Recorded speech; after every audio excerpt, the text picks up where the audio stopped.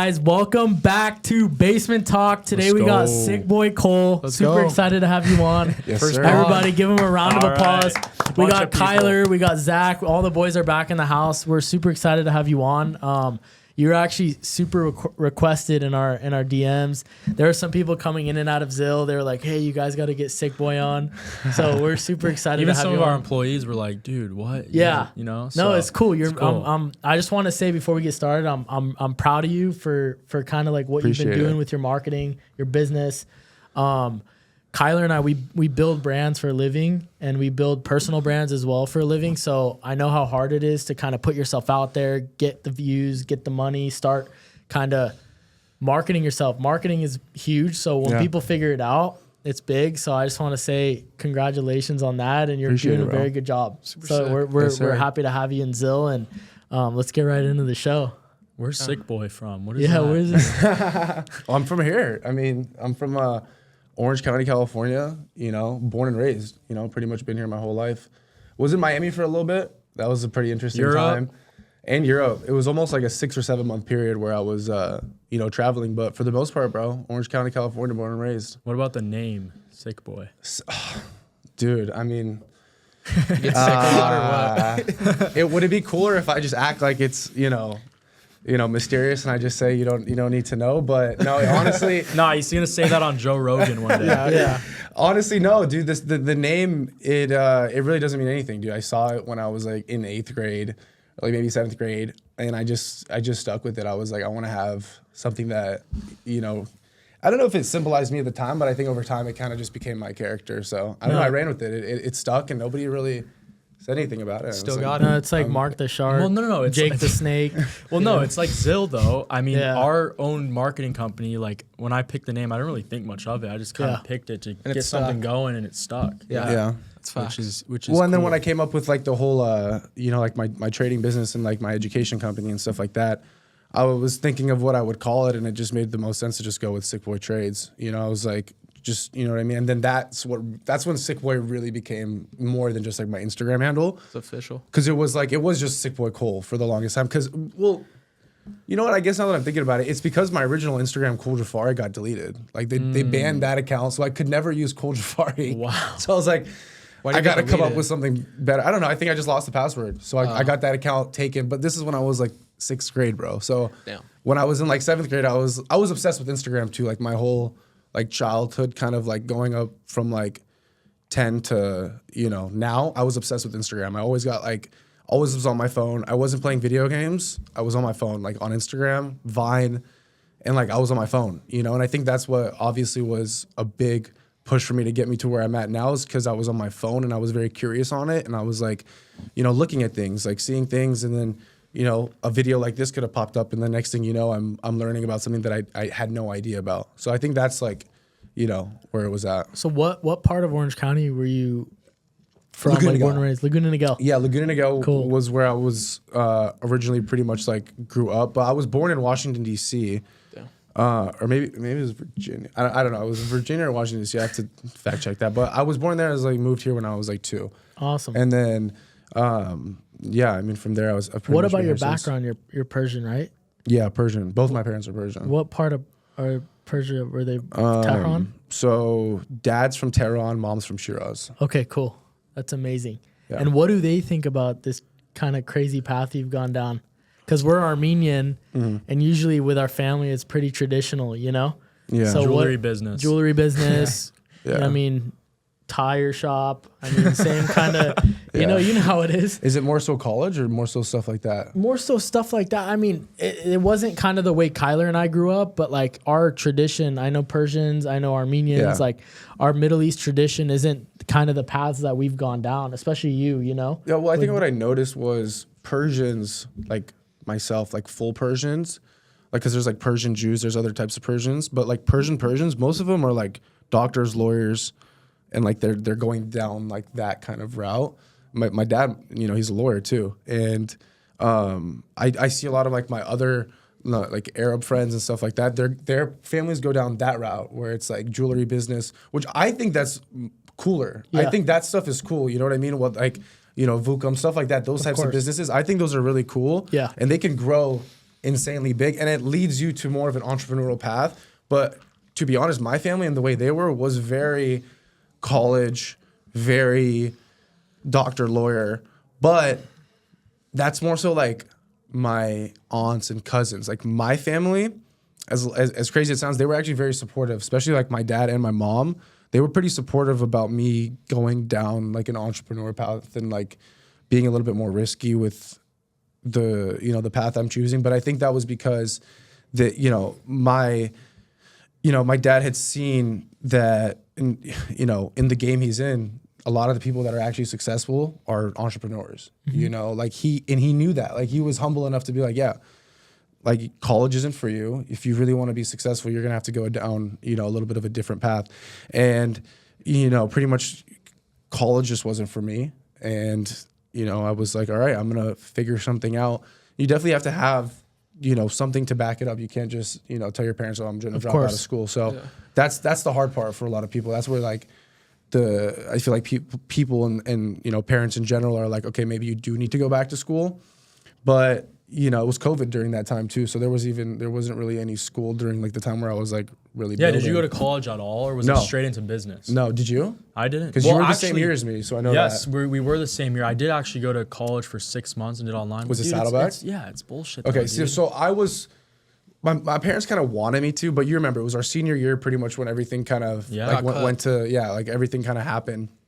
I was working at a grocery store, and I pretty much just made the decision that I was just not even going to do the online school. How long did you work at that grocery store for? Like a year. So it wasn't too long, but it was about a year. And then before that, I was working at another grocery store before that original one. And then after that grocery store, I was like, I realized that I'm not going to be able to make money, like significant money working at a grocery store when I'm looking at, the people I was working with, and they were like 40, 50 years old. And I'm like, how are they surviving? It's depressing. I was just like, how can they even afford rent? It didn't make sense. Yeah. And then I was like, for them to have to afford rent, they're living, in a place that costs, $1,500 a month, and I was like, dude, like this is impossible for me at least. So that's when I started getting into figuring out how to make money, that's, a little bit more like based off of like my effort, right? Not just based off of how many hours I'm working. And then that's kind of when, becoming an entrepreneur started, and then getting into sales and dropshipping and all that. How old were you at this time? Like 19, 20? Senior year of high school. So even 17, so 18. it was 17. Cool. It was 17. Like when it was like, I think you had to be 16 to even get a job, right? So I got my first job when I was 16, and that was at the grocery store. And then I had to get that job because of the fact that I quit playing sports too. So that's like a whole another part of my life, basketball. So growing up, bro, my parents literally thought I was going to become like a Persian Steph Curry. So they kind of ironically, and this is kind of how, you get into the story here, right? Is they ironically were okay with me kind of not giving a shit about school growing up, because they genuinely thought I was going to go and play college ball, right? And become like a Persian fucking Steph Curry. Because I wasn't tall. Bro, I was a shooter, right? Okay. And my coaches had him on the hook, like pay for all the coaching, pay for this, pay for that. Yeah. They're running their pockets, putting all this money into me becoming, this good basketball player, and I was neglecting school during all of this time. I'm like, I'm gonna be big. And then high school rolls around, and then like they gave me no love on the basketball team. Yeah. Like the head coach at Liso, and they just didn't give me any love. I didn't get the opportunity that I could have had. And I still, to this day, believe I probably could have played Division I basketball. I wouldn't have gone to the NBA for sure, but I probably would have played Division I basketball if I had the right coaching, right? And this is like what's crazy. But what's crazy is because like now I'm a coach, right, with like my business and stuff, and I'm like realizing how much coaching can change the trajectory of somebody. Because if I would have had a coach that not only believed in me, but like not just like, was just a good coach, right? It just wasn't a good coach, and it just didn't feel right for me. I feel like I would have actually, taken basketball a lot farther, but it really unmotivated me by the time I got to high school. And then, by the time I was a sophomore, that's when I got cut from the team. And that was because of my own neglecting towards practice and stuff like that, lying to the coach and stuff like that. And I just got cut. And then, I kind of got into partying, drinking and stuff like that, and, going and doing all that stuff. And, my parents were just kind of fed up with it, and then they were like, you need to get a job. I was also like, selling like vapes and shit during that time.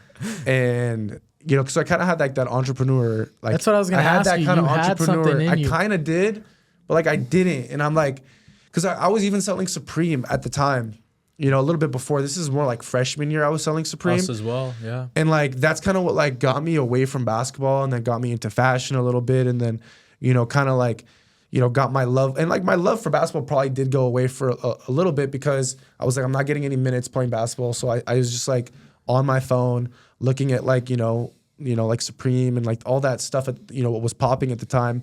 And like I was even going to, you know, LA and like camping out every once in a while for the drops back when. Same with when I was a freshman. This is my freshman year. Yeah. You know, so we were probably like 16, maybe even 15. No, freshman, you're 14 years old. Yeah, 15, 14 probably. Yeah. So I was pretty young, right? And so my mind was already like buy, sell things, but I wasn't like, I didn't put it all together, you know what I mean? Like now, and I bet you in 5-10 years, I'm going to look at what I'm doing right now, you know, even with, you know, what I'm doing now, I'm like, I really didn't have it all put together, but like, I really didn't like I had something really solid at what I was doing. I just didn't really, you know, stick with that. And then I, you know, started partying and like got cut from the team. And then my parents were like, you got to get a job, you know? And like my parents found out I was selling vapes, and like there was this whole like, you know, argument.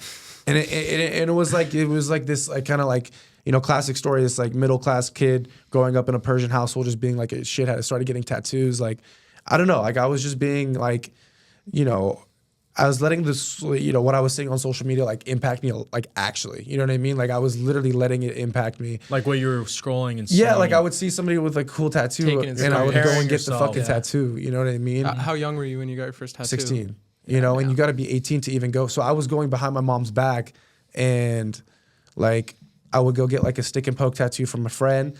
And like this is how I would think. I was like, okay, if I can get a stick and poke from my friend, okay, then I can go to another tattoo shop and convince them that I already have a tattoo, and then they'll give me a tattoo because it's like, oh, the kid's already got a tattoo.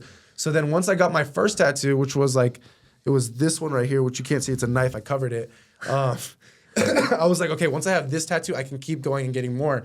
And it worked. Like they literally didn't card me once. I pay cash and they give me a tattoo. I started getting tattoos at like 16, 17. And then I was pretty much like, my arms were fully covered by the time I was like 19. You know what I mean? And for a Persian to be doing that, it was kind of like, you know, a little bit different without going to college. And my parents were like, you know, what are you doing? But, you know, I was going to say too, like, what about, okay, you're in school, well, you're working the grocery job. Yeah. Like going from that to like, what was the next step after that? How did you transition from that job to whatever, what was after that? So one of my friends was working a sales job doing student loans, and when I was working at the grocery store, I had already started like doing it was drop shipping first. I was selling like LED lights, the colorful ones, like the ones you always see. I was doing LED lights. I was selling those, like literally just drop. Like I made my first $1,000 drop shipping in high school. Like that was what it initially started it.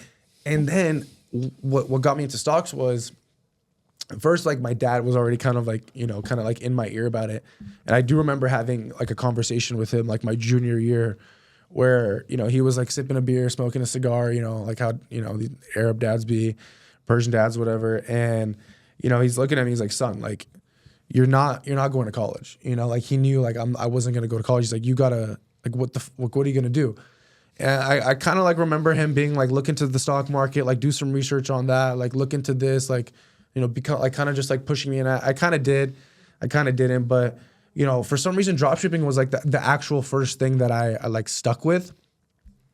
And this was like beginning of my senior year, almost end of my junior year. So like 17, 18, maybe even like 16-ish. But from there, once I started that first dropshipping business, made my first like $1,000 online, I was doing that by buying the products on Alibaba. Mm-hmm. And I was like, what's this company Alibaba? And then that's what got me into stocks, because I think my dad told me Alibaba has a stock, and I bought that stock. That was like the first stock I ever bought was Baba. And I was like, this is a genius company. Like people are going to fucking make a lot of money dropshipping. Like they're going to be buying on Alibaba. Like this is going to be the next big thing. I was like literally spending hours a day manually going and putting the orders from Shopify. You know. And I was like, it's crazy because I used to see you guys doing the same shit. I know. And I was like, yo, these guys got M4s. Like, what the fuck are they doing? Like, I remember the blue Cepheus M4. I was like, yo, like, how does .com Cam got this? I was like, what the fuck? Because like nobody in this area is doing this. It was crazy, dude. I got into it, you know, and I didn't buy I never bought a course too, which is kind of crazy. I never bought a course. You don't need to, dude. When it comes to dropshipping, I never bought a course. I did do trading stuff. But it wasn't a course. It was more like communities, groups. Like that's what's like really valuable in my opinion. Even with dropshipping now, I think groups and stuff like that is valuable. Courses, you know, you need to be more interactive. You know, we can. If you want everything in one place, it's helpful, but it's more for the community aspect and access. Yeah, I agree. But that whole thing of like Alibaba and all that is kind of what like literally got me. Well, it's a looking moment of I can make money online. Yeah, and then I realized how many people are making money online with Alibaba, and I was like, okay, do they have a company? Do they have something I can invest in? And then you look more into it, and I think the stock was at like $10 when I first found out about it, and it ran to like $300. Wow! So during the peak of COVID, that stock was maybe $250. I don't know, but it's also a really good buy. You know, right now it's like $80 right now, so it's still up a lot. But you know, that's what like kind of got me into stocks, and then once you get into it. Like you just go into the rabbit hole of, like actually like learning about it, failing a bunch of times, and then, eventually either sticking with it or giving up. But I like literally remember like senior year scrolling on like the MacBooks or like the Chromebooks that we had in class, like looking at like Alibaba stock. Like that was like the first kind of memory I had from that. I wonder if dropshipping too is still. So you went from your dropshipping store, the LED lights, to going into stock, right? But how long did you run that LED store? So that LED store didn't make me any money. It made me like $5,000, maybe, like not even. Okay, so that was kind of short term. Yeah. I did multiple. I ended up making money from dropshipping actually too. It was a sandal company. I don't know if you know about the Visvim sandals. I don't know if you've heard of them. They kind of look like those Dior. Those they're like these sandals, right? Style. Kind of Birkenstock. Yeah, kind of. We were dropshipping those. Okay. I created because I tapped back into my fashion and I realized I'm not going to make money from these LED lights. I didn't really care about it. I wanted to do something that I cared about, and fashion was that. And I started this company that was kind of like a fashionable sandal, right? And that did about like $50K. And then I was like, whoa, like that's pretty big. That's crazy, yeah. But it was not $50K profit. You already know that with dropshipping. It's like I maybe made it's probably 6,000, something like that with ad spend and everything. Low. Like barely. That's why I got out of it. Honestly. Barely made jack crap, right? And that's why people sell courses on it, right? Because for me to, which is totally okay. Once again, because if somebody makes $7,000 and you charge them $1,000 to do that, that's a 7x on their investment. And I think that's fine. But that didn't really last long for me. And my friend was working a sales job, and I was kind of talking about this, but he was doing student loan sales, and he called me up one day and was like, "Yo, I think you would like this," and I went and did it, and I kind of liked it, and I was already doing the drop shipping, I was already doing the trading, and I had some money saved up, and during the whole process of COVID, right, during that whole time of, pretty much being at home every single day, my mom and dad were also at home every single day. So we were, pretty much trading like every single day. You know what I mean? Every single day we were trading, we were waking up. And then once I finished trading, I was drop shipping. You know what I mean? I was working on that business. And this is, like I said, like pretty much right when COVID happened, senior year, right? So once that whole process pretty much finished, that's when I got into that sales job. And then I was doing sales, trading at the same time. And while I was trading at that job, I got my first portfolio it was about 1.7 million. My first portfolio hit 1.7 million. And I was like looking at my friend, I was like, bro, like why am I still at this sales job? Like literally I was like, why am I still doing this? Like I literally just changed my life from like a period of like probably like 12 months. How old were you? This is when I was 19. I was about 19 at this time. $1.7 million. Wow. You're 19 years old. It was literally from the COVID. It was the COVID bull market. You know what I mean? Like I was there. You know what I mean? I caught it every single day. Like honestly, it was God's timing. You know what I mean? Because senior year, I'm getting out of, you know what I mean? I'm getting out of, high school. COVID's happening. And it was probably about it was almost 2 years now that I'm really thinking about it, like the whole COVID thing. But being on lockdown was like a solid 7 or 8 months. Yeah. And that 7 That's or 8 when I months started was this whole thing too. I talked about this in another podcast, but it was like I kind of just like I didn't talk to anybody, and I lost a lot of social skills during that time. But because you were isolated, you know what I mean? It was just me and my family, and I was just grinding every single day during that time. And then I came out and I was kind of like a completely different person. You know what I mean? I understood where I was gonna go. I knew that this was like what I was gonna do. And say even if it was luck, right? Say the whole bull market was luck. I was like, this is what I want to do. I'm gonna figure out how to take this to the next level in whatever aspect. And I literally was pretty much waking up every single day from my 17 and a half to now 23 years old, 6:30 a.m. More like 6 actually, because you got to wake up a little bit earlier. But I've been waking up ever since then. Since now, I've probably missed a few days, but that's discipline. It's been every single day. Now except for the weekends. You see that money, you quit your job, and then where is that now transition to you using social media? Because you put yourself out there, and then now you're creating a name for yourself, which is you're doing a very good job. Yeah. That's so like where does that's that? Where SickBoy. That's where SickBoy actually became like SickBoy, right? Because before all of that, it was just like whatever. But then like I did all this, like I actually became like not successful, but like in what I was doing and where I was at, I was doing something different. You're doing a great job. I wasn't going to college. I was, kind of the way I post on my Instagram. I was posting on Snapchat a little bit, right? And this is what segues into the next part of SickBoy is the kind of like showing this process, but I wasn't showing it the right way. Like if I was not on social media posting, on TikTok, when I was like 17 or 18 that like, I just made $100,000 this day. I was posting on Snapchat on a private story to like 100 people. It was the weirdest thing. Yeah. And I don't because it was like looked at like it was like kind of not frowned upon, but it was like weird. And like I posted on this private story like like this is like what I was trading, like same way I post now, right? And people would swipe up, people would hit me up, and then like one kid was like, like how did you just make like 50 grand like in one day? And I'm like, like trading or whatever. He's like, like would you mind teaching me? And I was like, I mean like I wouldn't mind like FaceTiming you maybe like when the market opens and like, kind of like walking you through like what I do maybe or like, and he's like, yeah, like is like $100 cool? And I was like, yeah, like that's like seems chill. And he like Zelled me $100.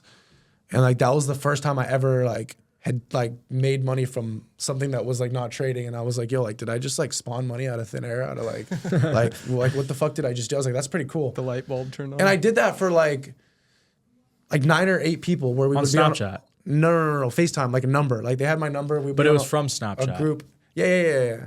Yeah, but also like people were like they're just hearing about it. Yeah. Like word of mouth got around. Like Cole, I just bought a Tesla. I bought like a Tesla when I was like 18, I think. And then like they were like, oh, like Cole's not going to college. He's like got a bunch of tattoos. Like I also posted on Instagram, not like flashy at all, but it was just like kind of more like fashion related and stuff. So I was like already like. You're dressing nicer. I had a you persona. Have more tattoos. Yeah, persona Is that kind of when your coming. parents started to understand like what you were doing? Well, no, they already knew. Like one. Like they kind of like I don't know if they thought I had a gift or something, but like they were like like he's got this. Like you're gonna figure it out. He got it. You know what I mean? Like they pretty much were like they saw how motivated I was. They saw how like they were like yeah he's like my parents. He's asking because his parents are worried every day for him. I mean, I'm good. Hey, I don't. That's how it be though. Like, well, my parents are still worried. They're just worried if I can, you know what I mean, afford to make the $100,000 in fucking payments I have in every month or whatever. They're like, you know what I mean. It's different parts. Like, of course, Cole, you got like my mom's my accountant now. Yeah. So it's different type of stress that I hand them now. It's a good thing though. Like, but.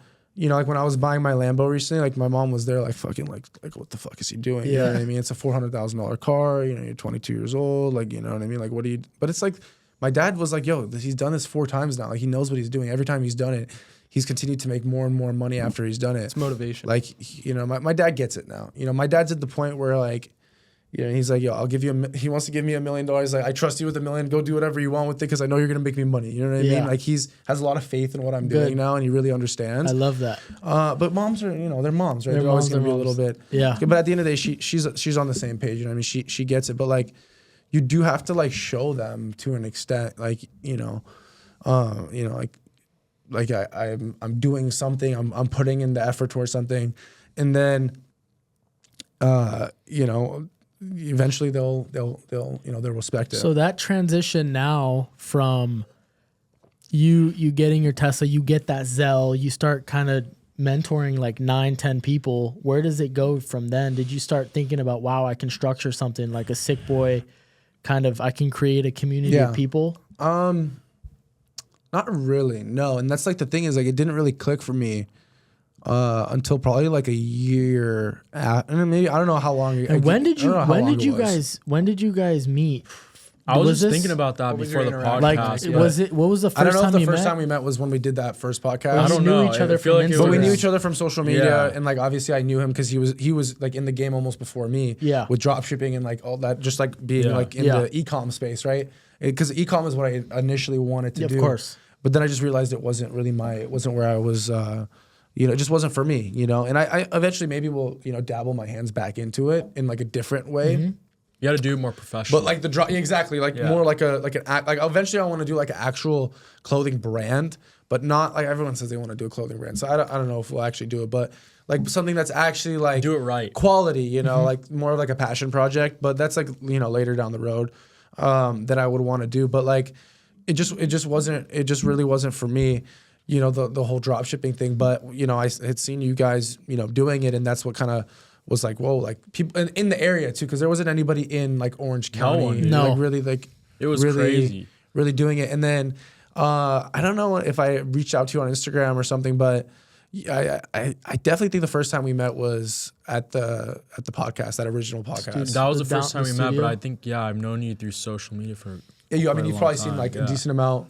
I mean, we've seen each other's come up. Yeah, for the past couple of years. That's what's now. crazy is too, because I think just during those e-com days, I remember seeing you maybe through DMs or just like some sort of interaction, and then like the fact that like everything you've done now is just it's motivating for me as well to see all that. It's just crazy. That day you came to the studio, I wasn't here, but I remember Kyler telling me, he's like, "Yo, this Cole guy just came by. This guy's he's doing something cool. Like this guy, we gotta like." Keep our eye on him. Like he's a good guy. Like, you know what I mean? Like Kyler believed in you definitely. And then I started kind of looking at your stuff, keeping an eye on you. And then you had followed me on Instagram and I'm like, what the heck? Because I didn't really hear of you until you came to the studio. So I had been following you. And then I'm like, seeing your stuff just keep moving. That's why I was saying like you're doing a great job. Crazy. And I'm curious too, as you've gone more successful, I have my own experience, but like what has happened with your circle of friends?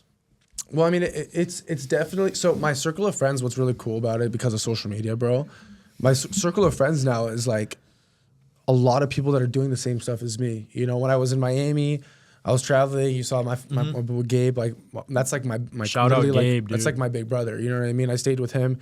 We were in Miami for like a month together. Big bro Wes. Like that's like these are like my mentors now. Like these are the people that I'm like, looking up to. And Wes is more of like an actual mentor. Somebody like paid to like actually mentor me that turned into a friend. But Gabe is like Gabe is somebody that like. I literally used to watch his like content as like a fan and then turn into like somebody that's my friend. So those are a lot of the people that are like my friends. Shout out to Raphael Tats, just got tatted by him in Miami. Like those are the types of people that I'm like gravitating towards now, or people that are the same wavelength as me, doing the same stuff as me. A lot of traders, Danny Trades, Nor, like these are the types of people that I'm gravitating towards now and like kind of moving away from like, the kids you grew up with and stuff like that. But I think it's really cool because trading is one thing, right? And, making money and all that stuff. But like without like the social media aspect of it, I wouldn't even be here right now and like getting to, make all these cool connections and like, build all these new businesses from, trading. It all stemmed from trading and it stemmed into creating content about it. And then all these friendships and, brothers and, it's pretty crazy, what it's created. But, I'm definitely trying to level up the people I'm around and just surround myself with people that are where I want to be in like 5 or 10 years. You know, like, are you friends with that Togi guy? I was in Miami with him, but like not like. No, we went to Nobu once. So who's Togi? I see him on TikTok all the time. He's fucking hilarious. Stouffer Togi. We're good friends. Yeah, he's like a we're mini cool. Steve will do it. He's like a big bodybuilder. He just got the Huracan from Steve will do it. He gifted him. He's like the gambler. Way. Like he does a bunch of steroids. He's blowing up on TikTok right now. Did you see the photo of me? Yeah, I saw you post with him, and I always see that guy on my For You page. Yeah, well, he made a lot of money on crypto too, so that's why we're pretty cool. We talk about crypto and stuff like that because like he blew up like crazy like these past couple all of months. over. Not like quite like my blow up. I'm not quite there, but he went crazy. I was gonna say I always kill myself over crypto because I remember during that ecom time, honestly, Cam showed me there's Ethereum and he's like, dude, look at it. Well, people were using crypto back then to trade it for like honestly the black market, yeah, like, illegal stuff, and then we were like looking at that, we're like, what is this? And then Ethereum's like $50 a pop. Bitcoin was a couple $100. I think I had one. If I pull up my emails, I probably had like some of those, and I'm like, it's crazy. Oh, cool, and I probably got rid of it. But dude, what was your first experience with crypto? Well, I remember the first time, kind of like similar to what you said. Like I remember seeing it in like people doing a lot of like illegal stuff with it. I think I bought my first fake ID with crypto with Bitcoin when it was like, I want to say sub $1,000, you know what I mean? So maybe even a couple $100. So that's kind of like where I first found out about crypto. But I found out about crypto after I found about stocks, and I think like crypto for me has been like the last 3 years more so. Like that's where I really made pretty good money off of crypto, and then like now I'm really kind of getting more into it and like kind of like actually a pretty like well-known person in the crypto space aside from like my stock and like trading kind of personality side, because like those are two completely different things. Like the crypto Twitter, the crypto like crypto side of like Instagram and all that is one thing, but then like the stock side is a whole different two different like completely two different things. So I'm definitely dabbling more into the crypto space now, but for me, for the most part, I mean, Solana was like my first real, like I didn't really make money off Bitcoin. I didn't really make money off Ethereum, even though I got Ethereum tattooed on me. No way. I've traded it. I've traded NFTs and stuff like that, but I didn't really make crazy money off of that. It was Solana. Like Solana was like my biggest trade. Hey guys, yes, I'm on a private jet, and none of this would be possible without our sponsor, Zill Media. If you need any social media or any content done, or even start a podcast like ours, they are the best in the business. Go to zillmedia.com and mention Basement Talk for a discount on their services. Now let's get back to the episode. Let's get off this fake jet. Go get back to the episode. I have to ask you too, because I saw this going viral on TikTok. I think I like texted you something too, but I think it was a fight at Joey's or something. Oh my God. Oh, you had to bring it up? Oh, I mean, we don't need to get into it. I'm just curious what happened. That video went viral, bro. Yeah. It went crazy. That was crazy. So like how you were saying, like how I kind of like exponentially started like blowing up and like making a lot of money was like kind of like right after like that video, because that video got like almost 700,000 views. I didn't see the video. What happened? It was like a video of me like screaming at some kid like I have a Rolls-Royce. I'm 22 years old. That was like just like pressing me or whatever, and. How did it get to that point? That whole situation was what happens when you become like extremely successful and you start like kind of like, I don't know, maybe irritate some people, maybe you make some people insecure, maybe you rub some shoulders the wrong way. But when you post content in the car space, specifically the car space, you make some people in the car space mad. And You're putting yourself out there. I definitely. At the time, I mean, I had a McLaren 570. I considered it a little boy car, and they were clowning me for having a little boy car, and I agree, it was a little boy car at the time, and they were clowning me, and I took it to heart. There's no reason for them to do that still, though. You're right, and we were at Joey Newport Beach. I'm sure you know the restaurant. They were like saying stuff about me like across the restaurant, and then that's when I like kind of took it to the next level where I was like, dude, like, if you guys say something about me at a restaurant, like, come and talk to me about it. Yeah. And then that's like when I went and talked to him about it, and then. A couple drinks were involved because I was a little bit, sauced up, so I kind of let my ego or whatever get the best of me. But I mean, it was definitely a learning experience. But the best part about it is that they took that video and like the virality of that. It's funny you brought up Togi. He knows about me because of that video. Oh, really? So when I'm at Nobu at dinner with him, he goes, "Yo, are you the Rolls-Royce kid?" That's No what he calls. He says the Rolls-Royce kid. He's like, "Yo, are you the I got a Rolls-Royce kid." I'm like, "Yeah, bro, that was me." He's like, "Yo, like that shit was huge. I saw that on my For You page," and I was like, how many views did it get? I don't know. I think across all platforms, probably like a couple million. And like, I'm like, he's like, bro, like honestly, bro, like I respect that. Like you stood on business. If somebody's coming at you for being young and successful, like fuck them, bro. Like, did that change your outlook on the situation? No, I mean, I don't know, man. Everything happens for a reason. I don't know if I would have done it still. I'm not gonna do that now ever. I think I'm too successful to do something like that. I think it's like your Justin Bieber crash out moment, Yeah. It's like getting really successful. And then like, when Justin Bieber like crashed out, he started like getting DUIs and shit. It was like kind of one of those moments. I wasn't getting DUIs, but I was crashing out, going to the club, spending $10K, just being a crash out with the fucking McLaren 570, you know what I mean? And I was like, dude, like you need to chill out a little bit. And I had a Rolls-Royce too. And I was like, I think I got a little ahead of myself. And then, I let my, emotions get the best of me. But it's ironic because the video ended up giving me more fame, more money, and more clout. And then what do you think's the most like overrated, like worst? What would you say is like the most overrated, like worst restaurant in Orange County that everyone goes to? But it's shit. I mean, I guess you could say Joey's. I guess, but at the same time, I mean, Joey's is a vibe for like the, the aura of it, but the food is hit or miss. I don't like Javier's anymore.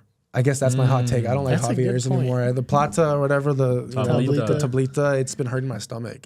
There was a time where I was going there like Monday through Friday, Tablita just for me. Bro, it's fire. The boy got a Tablita, but like, dude, I'd go home after drinking a margarita or two, and it was just bad, dude. I couldn't do it anymore. So I don't know. I guess Javier's I'm over, but my new favorite spot is Ocean 48. Dude, that's been like my go-to. That's probably the best steak. Kyler was talking about that the other night. Crap. You got to get the Kogashima Wagyu. It's a $250 Wagyu for one fillet, but dude, I'm telling you, it's worth it. And I didn't know that when I bought it, because like my boy told me to get it. He's like, yo, just get it, and I got it, and then I got the bill, and it was like a band for like 2 people, and I was like, damn, but it comes out in the hot sizzling plate. Like, no, it's fire. That's like my favorite spot. Bro, I mean that steak though is insane. No, it's insane. Like I thought Ruth Chris was good, and then you go there and it's like it's better than Mastro's, huh? Oh, I think Mastro's is overrated. Yeah, they're owned by the same I didn't know that. Actually. I've never been, but it's different. Mastro's is more steak. Ocean 48 is technically more seafood related, but I just get the steak there. Yeah. And then if you go, I mean, you're gonna go there, but get the creme brulee corn if you have it. That's like the side. Oh, no, I've gone that. That with the mashed potatoes and the mac and cheese is like you can't go wrong. Yeah. And like dirty martini. You could take a date out there, bro. I ain't spending that on that. It's expensive. 7 years. It's expensive. Tell us about your jewelry. I noticed your watch. I'm a big watch guy. I love watches. Honestly, bro, my jewelry's not crazy. I mean, I got this was a coin flip. I did at Happy Jeweler. It was no way. Nice. I did a coin flip on this. Yeah, it was. This is a Prezi. I got this recently. I mean, you want to check it out? On. Yeah, dude, they're blowing up, bro. Happy Jewelers is Or I'm sorry, that's. Or are you talking about something else? Yeah. I think one of the guys that works there, his name's Mo. I don't know, but the Happy Jewelers is they're blowing up right now. They're in OC, dude. I mean, for me, Rolex, bro, it's like classic. You know what I mean? You can't go wrong with one. Yeah. And like, dude, like, have you felt the Prezi, right? The weight of this is what I love about it, bro. Feel it? Yeah, that's like the biggest thing that I know is because I had the date It's just the one before. I wore with Jason. And in LA. Oh wow. That's why exactly, bro. You see it, that right? is heavy, and you can be like, yo, it feels like a $40,000 watch, you know. Mm-hmm. So that's why I love this one. And I had the date just before it, you know, but nothing crazy when it comes to jewelry. I plan on probably doing the same thing I do with cars, right? It's just slowly leveling up, right? I'll probably do like an AP next, maybe. Is what I was thinking. I don't know. I haven't decided yet. Maybe in RM, I haven't really decided. But I'm also at the point where it's like, I don't really want to be like wearing jewelry like that. Yeah. So tell us too. So it just depends. I remember like seeing your videos a couple months ago, and you have a ton of Chrome Hearts. Yeah. Like what's the most you've ever spent in Chrome Hearts? Walking in and walking out. This is a good clip, but. So I was at 4G in New York, and he's like pretty much like one of the most like famous kind of like like well-known people in like the chrome space to pretty much like, if you're famous, you're somebody that's well-known, you're an athlete, Central C goes there, Drake goes there. If you're well-known, you go and get chrome from him. So I posted on my Instagram when I was in New York, I was like, if anybody can get me in contact with 4G, I'll pay you 10 grand. And he ended up seeing it because it was so viral. He was like, yo, I got 100 people. Where's my 10 grand? He's like, I got 100 people in my DM saying, yo, like, this guy's going to pay you 10 grand. He goes like, pull up. He's like, yo, pull up to the shop. I fuck with you. You're a cool kid. So I end up pulling up to the shop, and it's a private showroom. So it's like appointment only. You know what I mean? You kind of almost feel like you have to buy something because you know what I mean? Yeah, because he opened the door. And you go in there, bro. And I pull up, and I'm in New York, and this is after already crashing out for like 3 months in Miami and spending a lot of money, like almost $200,000 in Miami. Holy shit! During like my whole summer and trip or whatever. And I'm like, all right, bet, like I gotta show out. I go there, right? I'm like looking at all this stuff, and I start looking at these chrome jeans, and I didn't see a single pair for less than 10 G's. He's like, I'm like, how much is this one? He's like, 13 G's. How much is this pair? He's like, 45,000 for a pair of leather chrome heart jeans. I'm like, Jesus. I'm like thinking in my head, I'm like, yo, like what the fuck did I get myself into? Like I'm gonna have to drop at least 10. I knew I'm dropping 10. And to spend 10 on a pair of jeans after like the most expensive jeans I've bought before that was like Louis Vuitton for like maybe 2,500. And that makes it seem like nothing. 2,500 compared to 10. I was like, okay, that's not bad. And 10K on a watch, whatever. But I was like, all right, like let's run it up. Like it's worth the connection. Like I'll meet somebody new. It'll be cool. Whatever. I end up taking a couple shots of tequila. He gets me a little sauce. We're smoking. We're having a good time talking. Buttered you up. He's like, you're next up. He's like, I fuck with you. He's like, yo, this kid's the chosen one. Sales. He called you the chosen one. I'm like, damn, bro. Like, fuck. I'm gonna ball out. Chosen one. I spent like 50 grand that night on Wow. 2 pairs of chrome heart jeans, a diamond chrome heart bracelet. I can't even remember what. Now, do you regret it? So fucked up. I don't know, but just like a couple t-shirts, jackets, just like random shit, bro. But the main thing were those 2 jeans, which just those 2 jeans were like 30,000. Wow. 30,000 on those 2 chrome jeans. Wow. And then the bracelet was like 10. You still wear them? Those jeans? Well, I did a coin flip on one of them. When you buy Did you lose them? jeans from Chrome Hearts, you can resell them for what? If you buy them for 3,500 like retail, but I paid like it's resell. like I bought Bitcoin. It's like buying Bitcoin at 100K when it was at 10K. Okay. I paid top of the market, but it's whatever. It doesn't. Yeah. Bro made 50K that night. Yeah. Yeah. It was bro. That whole year it was fine. It wasn't. No, of It course. was whatever. But like it was definitely, dude, it was an experience. And I think that it opened up my mind to being able to spend real money on something that like most people wouldn't. Like it didn't feel as tangible as going and spending 50 grand on like a watch or 50 grand on a car. It's like a pair of fucking jeans, and then what's crazy is we ended up going out that night, and then within the next couple of days, I was still in New York. I ended up going back again the next day and bought like another pair of chrome jeans too, because I was just like so addicted to it. And then we went out and we had a great time. You know what I mean? It was a good time. And You still talk to him, or you haven't? Yeah. But I haven't been in awesome. New York in a minute, so I'm not in New York right now. But I don't know if I go there next time. I don't know how much I'm gonna end up spending. I'm also kind of being a little bit more smart about some of my spendings, not just spending on like complete stupid What did your shit. mom say when she saw that? Like counting. I told him it was for marketing. I said I'm doing it for marketing. I said it's gonna blow it's up. somewhat valid. Yeah, right? it's valid. Yeah. And it did. No, it did. No, yeah, it did. I think it did. I don't know. Are you getting You don't know. You don't really know. I just Yeah, that's what marketing is. You I don't just know, do shit but it sometimes. does. I'm like, maybe this would work. Like, you think people would, like, yo, if I go and spend a bunch of money on these, I don't know. I was like, it was the same process, when I bought my McLaren. I was like, this shit should blow up. People are going to be like, yo, this is crazy. Yeah. And I did was it. gonna say too, which it was crazy. Yeah. like you have to spend money to make money. You have have to. to. You have to. cannot be afraid to spend it, because that's even with this. Like, if I didn't take a leap of getting a stupid little WeWork across the street, we wouldn't even be in this office right now. So it's like 100%. little steps, just like you're bro. saying. You have to spend. Well, I was also like kind of heartbroken too. Like 90% of the things I do is because of heartbreak too. Damn. And I was like, I gotta flex. So I was like, all right, like whatever I gotta do is just like flex. And I was like, all right, You have a girlfriend now? I'm gonna go and buy. Yeah, I got a girlfriend right now. But at the time, I didn't. Well, You did, and then you guys broke exactly. Yeah. So I was like going through that whole like rebranding myself or whatever. She fucks with Chrome Hearts too. No, I'm talking about the McLaren. I'm talking about when I bought the McLaren. I'm not talking. No, that's a different situation. I'm talking about when I bought the McLaren. When I got the McLaren, bro, that was after a breakup. And she was like, and same when I got the BMW. Because it's like always like right after. Yeah. I always do some big level up. Damn, like, that's a lot of people. The girl too. Now, she's gonna. Because like the thing I is, hope you gotta, it works, but like, you gotta get a Bugatti. It's gonna be a bag. Well, I always feel bad. I always feel bad for my exes, for me specifically, because I always level up so hard. It's like I kind of resonate with that. Like it's kind of like almost like I feel like kind of bad. I'm like, dude, like how does it feel that like you fumbled and it's like I'm 23 years old. I got like an Aventador and everyone's like, dude, you used to date Cole, and they're like yeah, and I kind of fumbled that bad. That's crazy. Yeah. No, but does it make you work harder? Because he always says that like when he's breakups? Breakups, like anything, like sure. that type of like low point. He always bro, that pain is just there's like, nothing like getting your heart. I truthfully believe that the heartbreak is probably one of the like hardest things as a man, and you wouldn't think it's like that hard, but it's actually like heartbreak and like death. Those two things are like almost the same emotion. You know what I mean? Especially when you lose somebody that you've like actually like, you know what I mean, like had a lot of experiences with, been for with a long time. That can be extremely hard.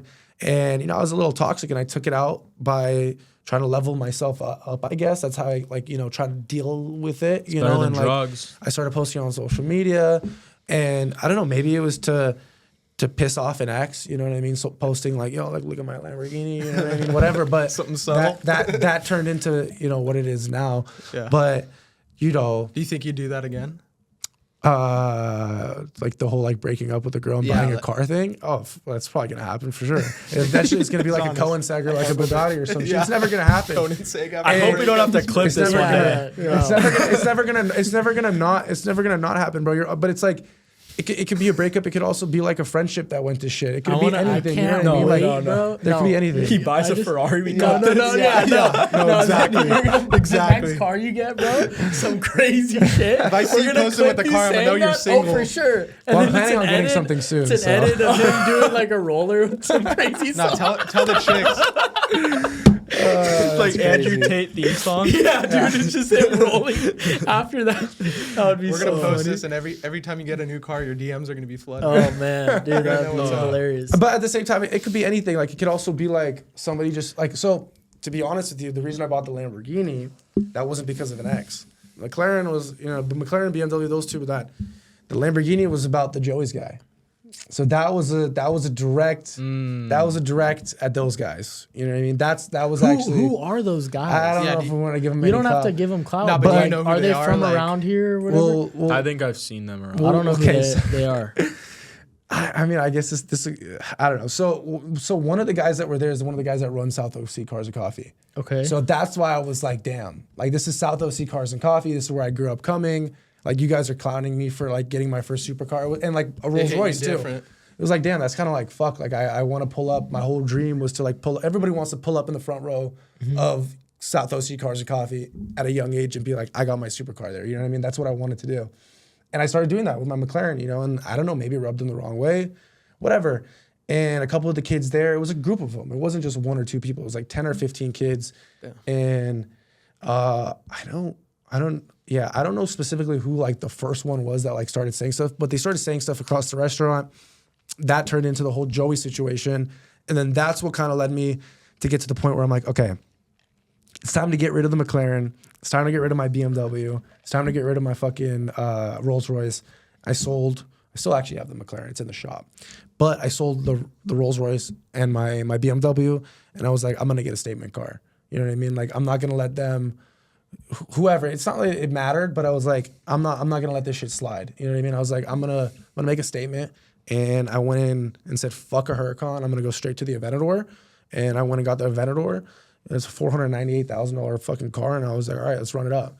And that car was more of a statement. You know what I mean? Mm-hmm. It was a statement that I still have my McLaren, got the Aventador, no more Rolls-Royce, no more BMW. It's time to level up. You know what I mean? The BMW kind of felt like it's an M3. It's still kind of like my first come up car.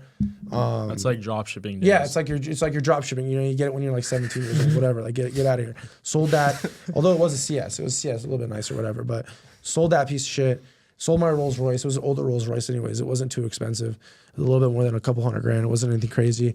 And then I was like, all right, let's go into the Aventador. Because at the time, the whole thing was, I'm gonna get an SVJ, right? I was like, I'm gonna, because that's like the king, right? You can't, because it's like people were trying to talk down, and it's not just an SV, essentially it's an SVJ. There's a bunch of different levels. Well, so there's an Aventador, which is the one I currently have, right? Yep. There's an Aventador S, Aventador SV, and then SVJ. So there's like literally four levels to it. And obviously before that is the Huracan, the STO, all that. My McLaren is too similar to the Huracan, right? So I wasn't gonna do that.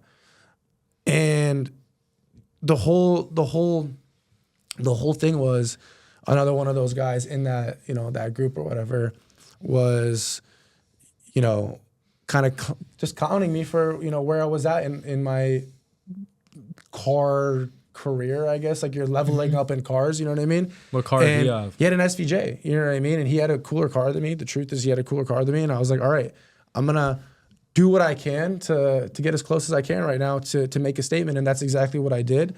And, it worked. You know what I mean? It worked extremely well for me. My personal brand, everything that I've done, the amount of like publicity that getting that Lamborghini has brought me I was already like, you know what I mean? I was already on like a pretty, big upwards trajectory, but that really like kind of like took me to like that next level, which is, why I'm probably gonna be able to get like an SVJ within like 2 or 3 months now, because of the way I played my cards. I knew what the next play was. You know what I mean? I knew exactly how to play into what was the hype. I knew where the eyeballs were. They were like, what's Cole's next move? You know what I mean? What's he gonna do? He has to make a move.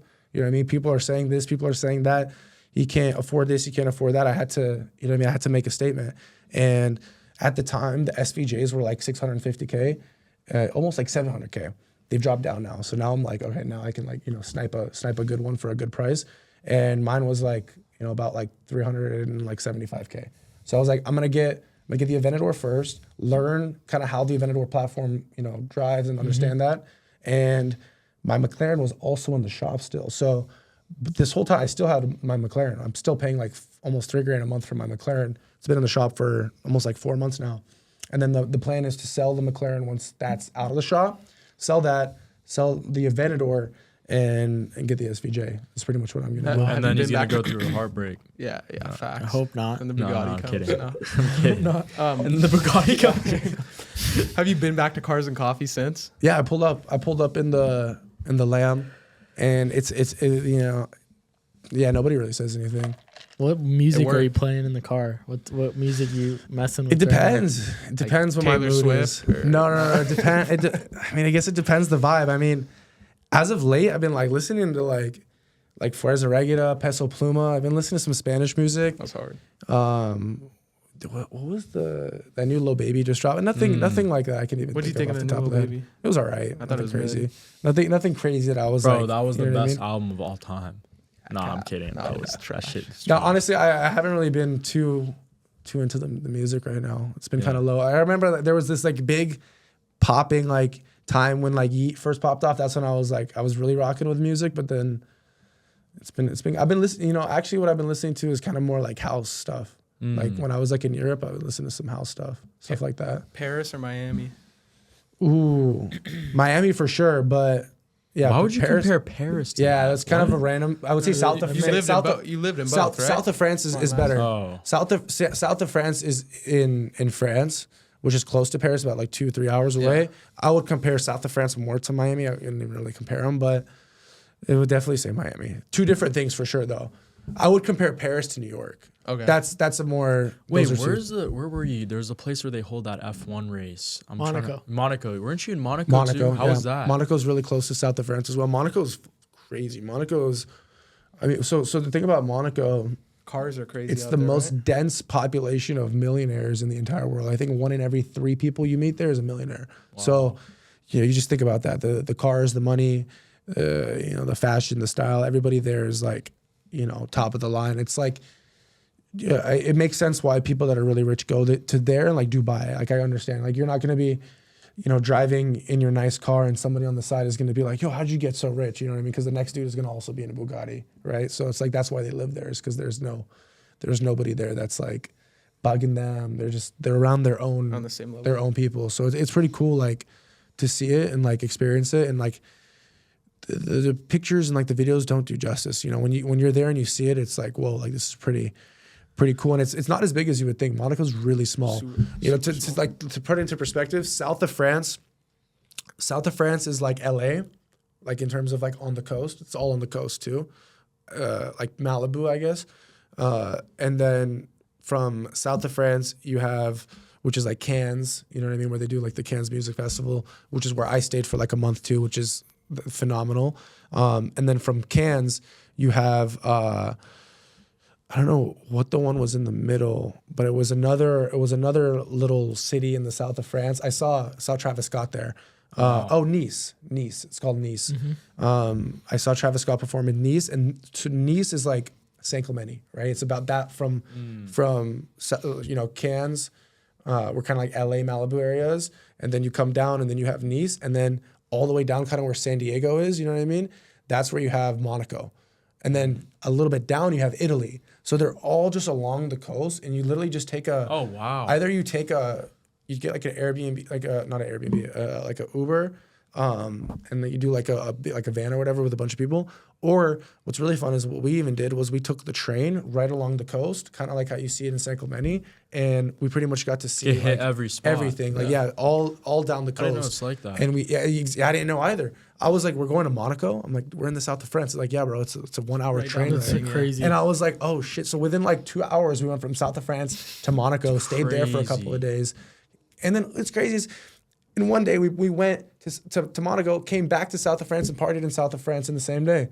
Like we went from Monaco back to south of France and ended up partying there. I was like, damn, like that's pretty crazy. It was pretty cool. And it was just like, you know, a couple $100 in Ubers and like, you know, being with some cool people. And I actually met one of my students in Monaco, which is like the craziest thing. Is he already your student? This is this is the craziest story. One of my mentorship students, like high tier, you know, paid 10 grand and everything. Like known him, he was in the Amazon game, and I'm like literally doing hookah at the Nobu Hotel in Monaco, and I look, I'm like, yo, like I think that's my boy Jonathan. Like I think I know that guy, and I'm like, yo, like that's one of my fucking students. Wow. And I'm like, yo, there's no way. And I go up to him. Wow, dude. And like we say, what's up? We connect. We do hookah.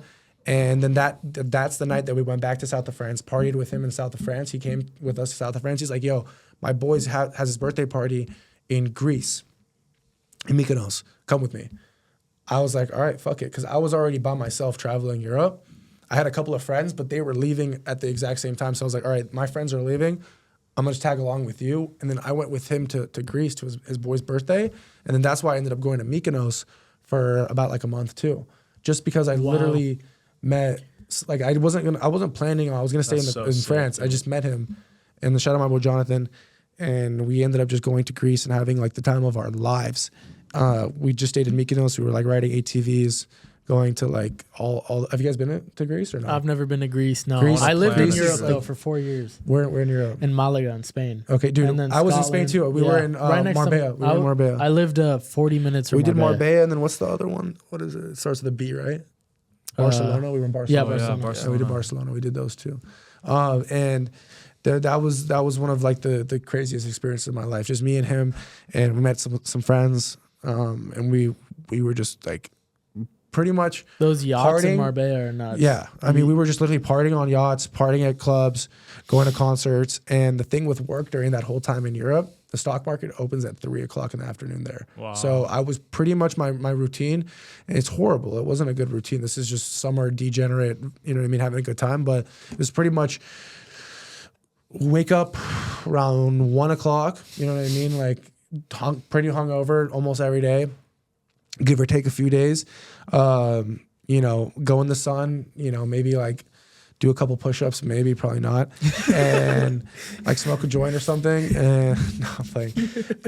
Like jump in the pool, do a cold plunge, whatever. And then 90% of the time just barely roll out of bed and then hop on my trading stream, trade for, you know, about like an hour, 2 hours, so like 3 to like 4 or 5, and then from there go get dinner, and my night started every single day for like couple of months because the time difference was crazy. And that was some of the nicest times because of the fact that I didn't have to wake up. And I think this is something I'm going to start doing like once a year, is like a 2 or 3 months Europe trip, just to like kind of reset. Because like, dude, my routine here is like every single day I'm waking up 5:45, 6 a.m. Like it's a lot. So being able to have a little bit of that, you know, just sleep in and like relax a little bit is actually it's very nice, which I used to take for granted, you know. But one thing I wanted to touch on too, because I remember, I mean, this is gonna get a little dark. I don't know if dark's the right word, but I don't know. Cooper Noriega, dude. Oh, he was our boy. Yeah, man, rest in peace. He was actually one of me and Zach's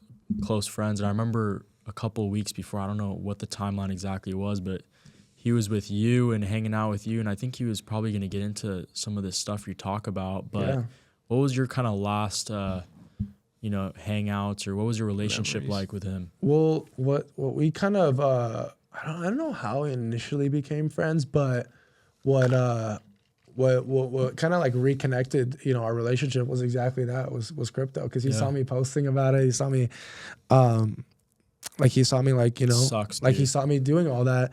And I think it was, you know, Jake Black. You remember Jake Black, right? Yeah. I think he's the one that put us, you know, into like as friends or whatever initially. And we hung out.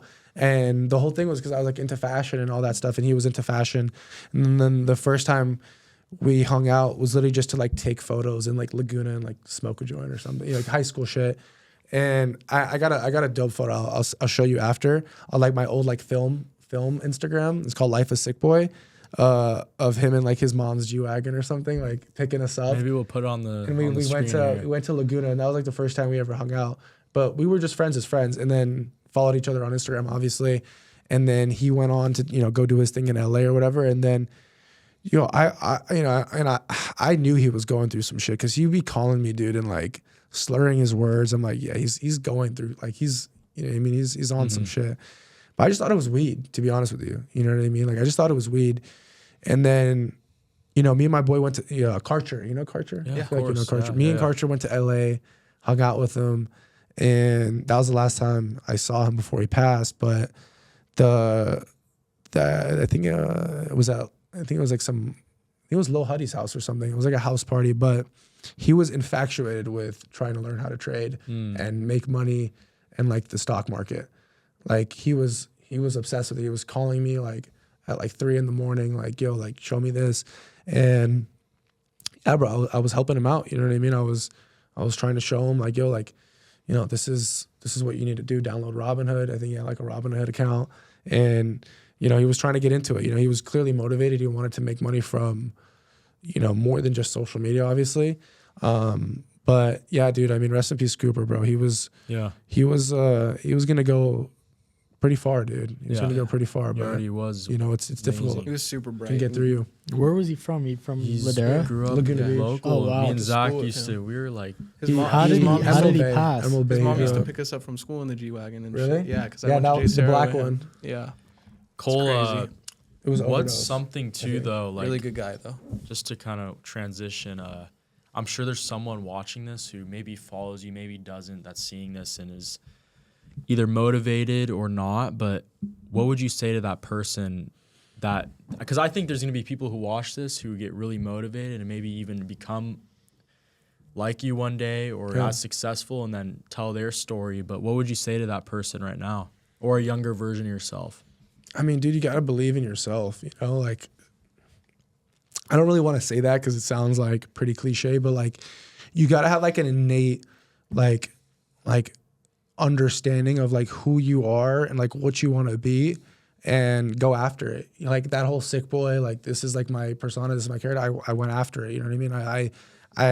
I knew I was going to turn that into something. I knew that name was going to be something. You know what I mean? I didn't know what it was going to be. I didn't know, but you know, that name is something now. You know what I mean? That name holds value now. That name is somebody that is, you know, actually accomplished something. And I think that's the biggest thing, you know, figure out whatever your character is, figure out, you know, life's a video game, you know, like it's literally, you know, whatever you want it to be, go and create whatever that character is. And my character was like, you know, this curly headed, tatted, you know, Lamborghini Aventador driving, you know, guy. And that's what I, you know, went after. And created that character, and who knows, in a couple of years I'll create a new character, and I'll, keep leveling up in the game of life, but, life is a video game, and like, don't lose that like innate spark that you have to just like create, that person and that, that the 2.0 version of yourself, I guess you could call it. What's the next version of Cole? I mean, dude, I'm going to keep doing what I'm doing. I'm not going to stop. I already got a pretty good thing going right now. I don't know I would say probably a more mature, more like, I mean, I'm only 23, so I don't know how mature I need to be yet, because I'm still a kid, I'm still, learning, and, I'm not going to act like I'm like this, like, super like Andrew Tate type of like Luke Belmar, Iman Gadzi type of guy, I'm not Iman's 23, and he's got like is he 23? Completely, maybe 24, I don't know. Yeah. But he's got a completely different, vibe. He's seems like you know he's what, a little bit what's more, funny? like, I want to older or touch on that whatever. real quick, because you probably see the same thing. Dude, there's so many kids that try to like act exactly like it. I mean, when I was in Europe, bro, that's the thing, because I was getting kind of influenced. It's a European thing. I was like wearing Laura Piana. I was wearing the, you know what I mean? But like, this is like me, you know what I mean? This is like more my swag, But it's also like that guy's created such it's also where you're at. I like the Amiri too. He's Persian as well. Yeah, he's Persian. It's so cool. Yeah, no, Amiri's the man. I love Amiri. One of my, and I mean, the thing is, it's like the style in like this LA is a lot more Amiri, a lot more like Louis Vuitton, Chrome Hearts. And then when I was in Europe, I wasn't wearing my Chrome Hearts jeans. I was buying linen from Zara. I was going to Laura Piana and buying the fucking the stupid, $1,000 loafers or whatever. And, I mean, I kind of liked it. It was nice. It was chill. But it wasn't me, I was just kind of dressing because I wanted to look like everybody else in Europe or whatever. But it was sick. You go through my Instagram, you'll see when I had that phase. Like, there was a clear phase where Cole looked like he was Iman.